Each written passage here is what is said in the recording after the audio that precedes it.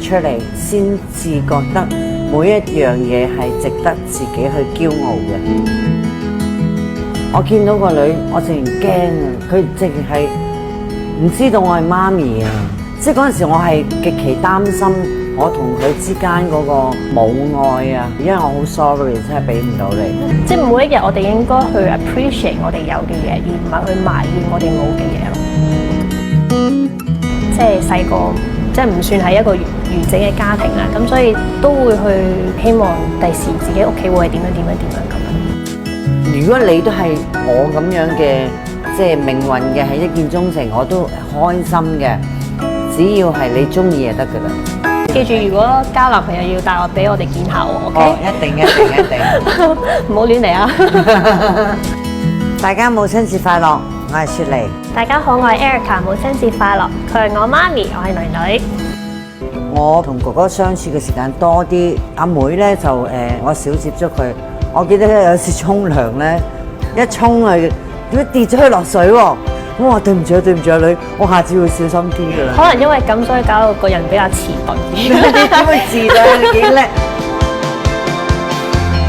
我試過有一次車我返學，搞到我遲到俾人罰企。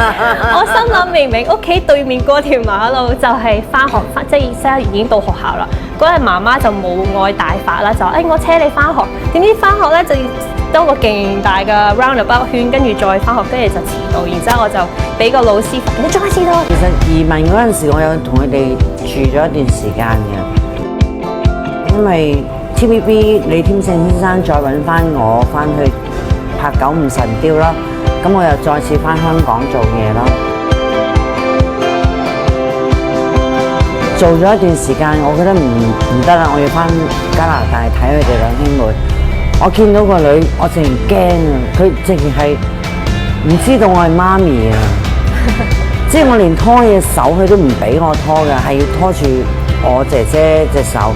即係呢個係我遺憾嚟嘅，比較生疏係我嘅問題，所以我要揾辦法去彌補咯。媽咪都好努力，即係喺出邊工作啊！即係佢係錫我哋，即係雖然佢 physically 唔可以喺嗰度即係陪我哋，咁但係精神上，即係你大個咗就會知道，即係大人真係要出去做嘢嘅。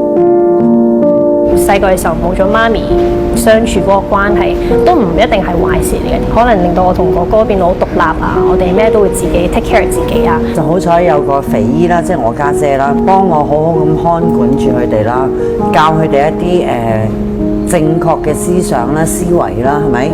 咁就令到佢哋長大嘅時候咧，就有一啲好有禮貌啊，即係好有愛心啊。